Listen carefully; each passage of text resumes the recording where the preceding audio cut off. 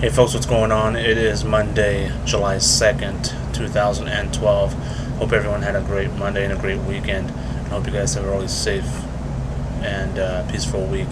Um, First off, lots of love and a shout out to my best friends Peter, Andrew, and Lara, or as I call them, Piglet, CR, and Tigger. And let's not forget my boy Tyler and we call him Eeyore. I don't know why, what we do. Um, can't be getting any messages from him, saying, "Hey, what happened?" Um, but it's been 2 weeks, at least that, maybe longer, since I did a what I'm reading video, what I'm studying, and I also, just so you know, this will be a little bit longer than normal. That's what she said.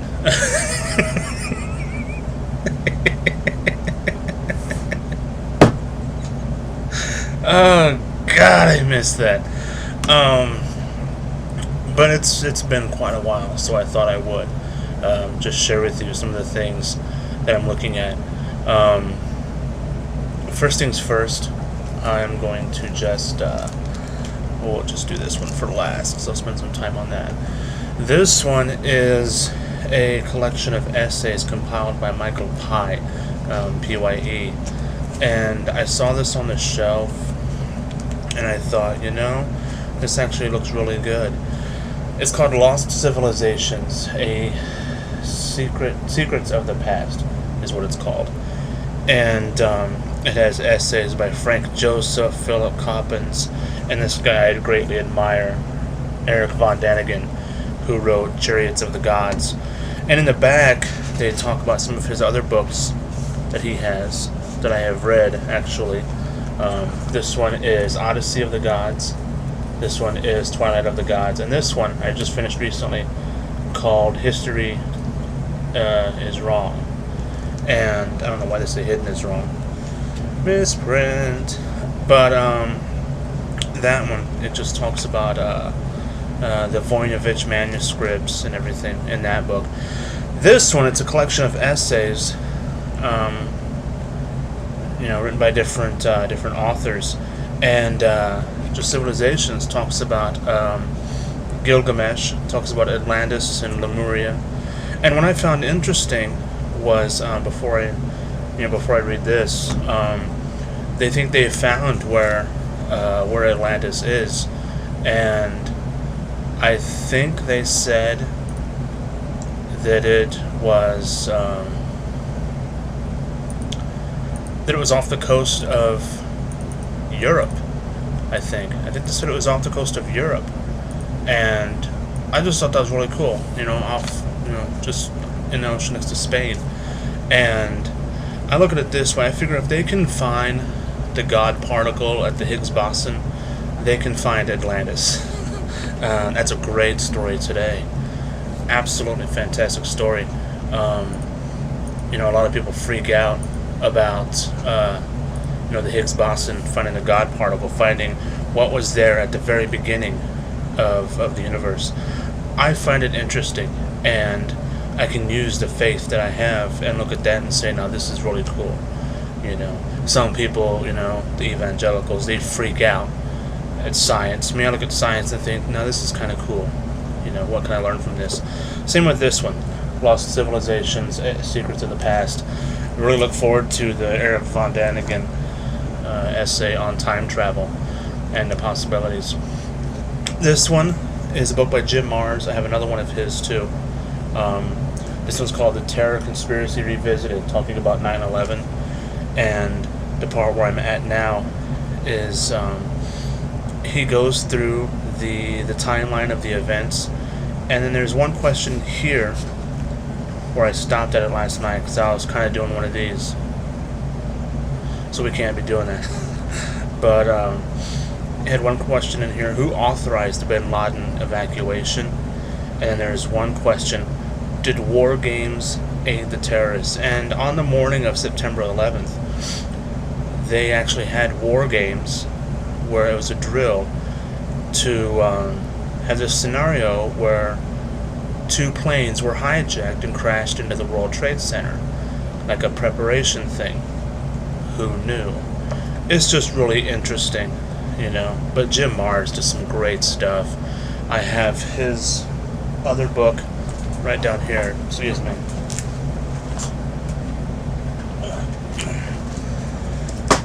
I have this one, Crossfire, The Plot to Kill Kennedy.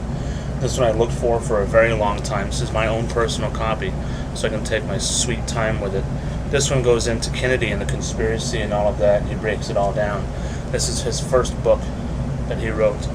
That was the, let me adjust myself here. There we go. That was the inspiration for JFK. This one, it's all 9/11. Terror Conspiracy Revisited. It's very, very good. It came out last year. You can find it very cheap on Amazon or on halfpricebooks.com. That's where I get a lot of my stuff from there. I found one book that was goes into symbols and symbology and everything. Just thought it was really cool, so I got that one. This one I saw last year. They had an interview with her, I want to say, on The Daily Show. And I think it was that or The Colbert Report, one or the other. And it caught my eye. And I was on the waiting list forever. And then I just got sick of waiting, so I said, forget it, I'll just get it whenever. This is Amy Chua's book, Battle Hymn of the Tiger Mother. And basically, it is the story of her life and growing up in China, in Chinese culture, and just the strictness of her mother. Right here in the back, actually it's about her. Yeah, it's about her family, and then it also is about her daughters that she raises, and just how she was raised affects how she brings her kids up. This is what how she raised her daughters. They were never allowed to, not allowed to, attend a sleepover, have a play date, be in a school play, complain about not being in a school play, watch TV or play computer games, get any grade less than an A, not be the number one student in every subject, play any instrument other than the piano or violin, not play the piano or violin.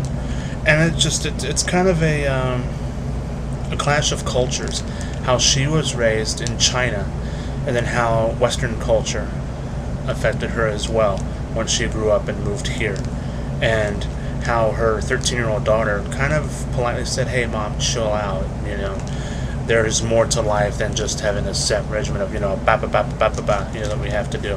But again, it's Battle Hymn of the Tiger Mother. It's a really, really good book. I think she has another one.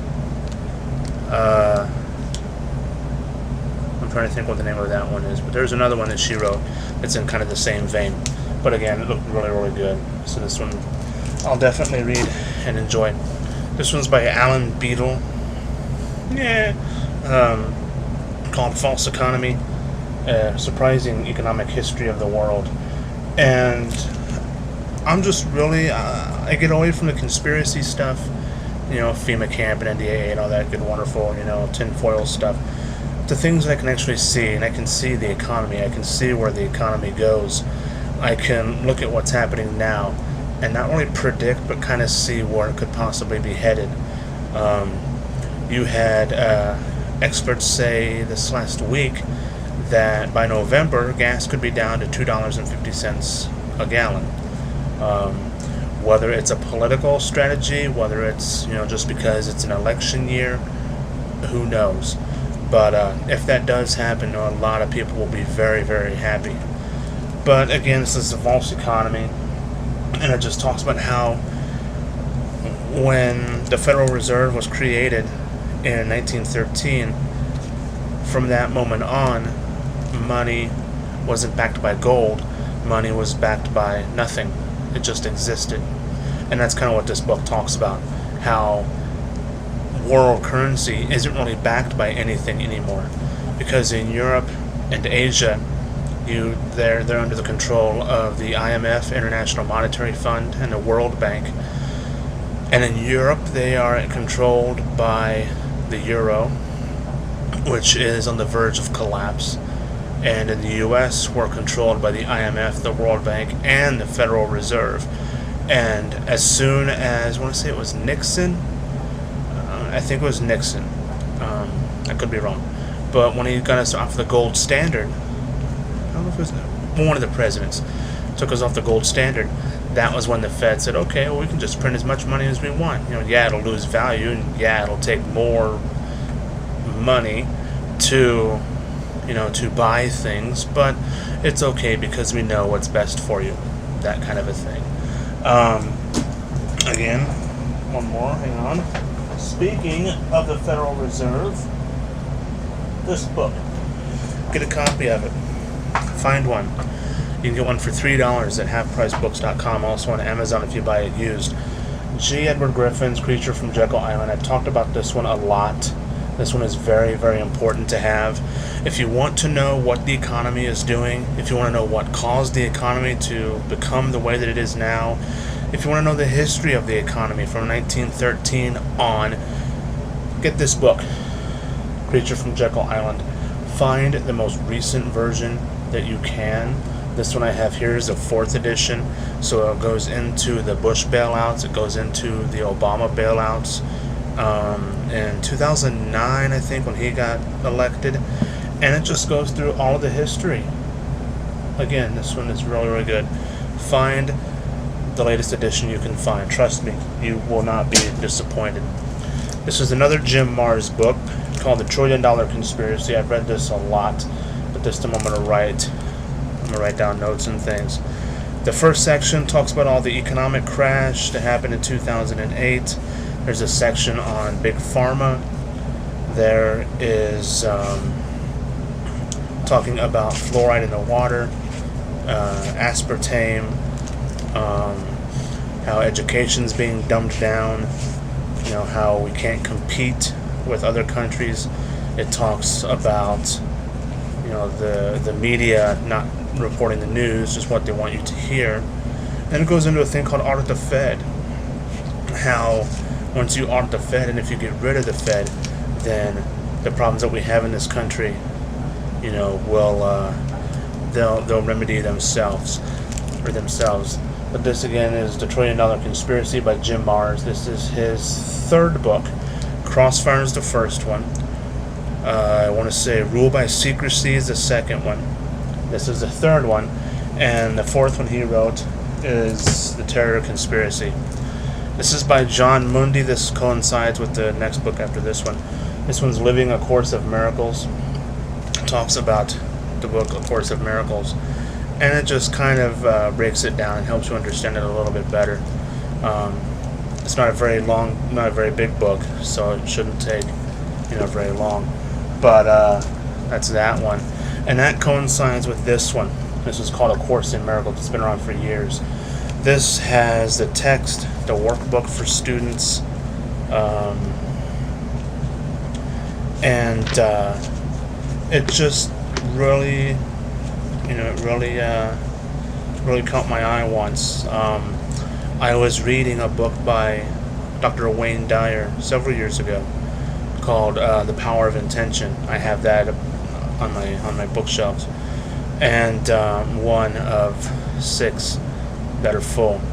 I think I read a lot, but in that one he quotes A Course in Miracles quite a bit. So here we go. It's A Course in Miracles, a lot of stuff in there. There's a list called supplements, and what that one is, it talks about just some of the things. If you're interested in well then check this book out, or if you want to know more information, write to these people, that kind of a thing. But that's a really cool one. And we'll do this one next because I want to spend a little bit on it. I took a picture of this, I think last week, and boy oh boy, it's a big one. That's what she said. This is by Eric Lessing and Vincent Proman, and this is the Louvre, or the Louvre, This is all the paintings in the art gallery. I told my best friend Ashley about it. This literally breaks down every section. They have a section called, I don't know if I can get this right or not. It's a pretty big book. The Italian School, Greek and Russian Icons. That's a section in the museum, and it just goes through all the other ones, just introductions, and it really is cool. I mean, it's literally a book of every painting that's at the Louvre. At the Louvre. It's called the Louvre. But I mean, literally. And paintings like this that are sectioned off at the beginning, I think they show the entire painting. Let's go back a bit, and so that way you can really get a taste of it.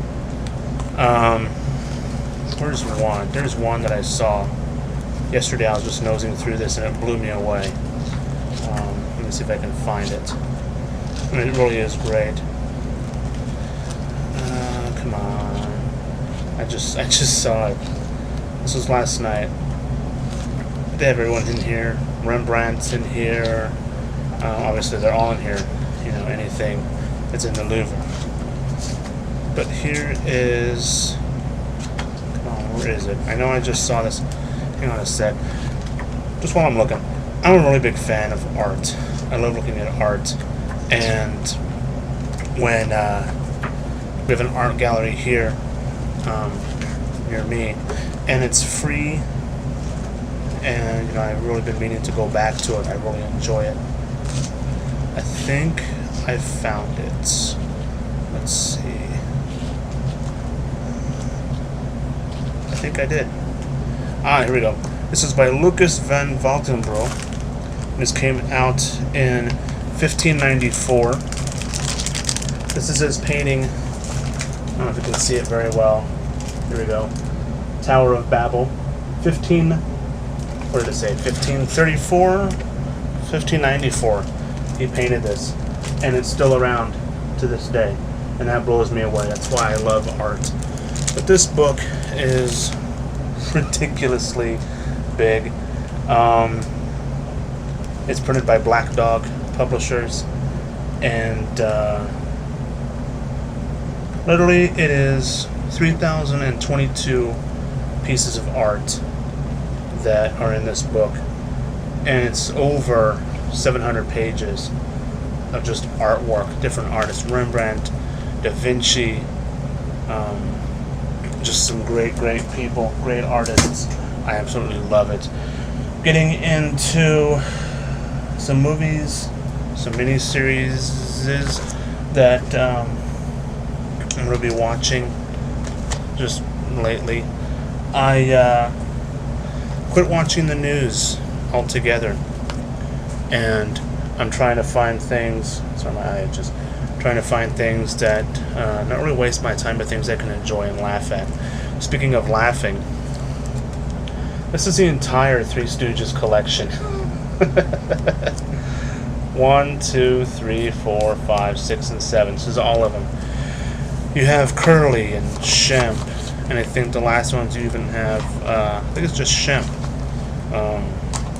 They might have Curly Joe in here, but I'm not really a big Curly Joe fan. This goes from 1934 all the way to 1954, so they were on for 20 years. This is all of them. I love the Three Stooges. Absolutely love the Three Stooges. This is season 1 of a series called Archer. It's on FX. I thought it looked pretty interesting. You know, it looked kind of funny. This is season 2. You know, so I might enjoy that one.